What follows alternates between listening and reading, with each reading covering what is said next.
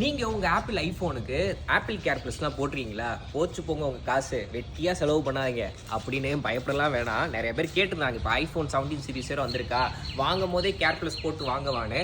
So care ப்ளஸை பொறுத்த வரைக்கும் எப்படி நம்ம ஹெல்த் இன்சூரன்ஸ்லாம் போடுறோம்ல, நிறைய பேர் போட்டிங்களான்னு தெரியல. ஹெல்த் இன்சூரன்ஸ்லாம் கண்டிப்பாக எல்லாரும் போட்டுக்கோங்க, ஆபத்தான நேரத்தில் கை கொடுக்கும். ஸோ அது கிளைம் பண்ணாத வரைக்கும் அது ஒரு வெட்டி செலவுன்ற மாதிரியே தெரியும். இன்கேஸ் ஏதாச்சும் எமர்ஜென்சி அப்போ அதை கை கொடுக்கும் போது தான் ஓகே நம்ம போட்ட காசு வந்து வேஸ்ட் ஆகலைன்ற மாதிரி.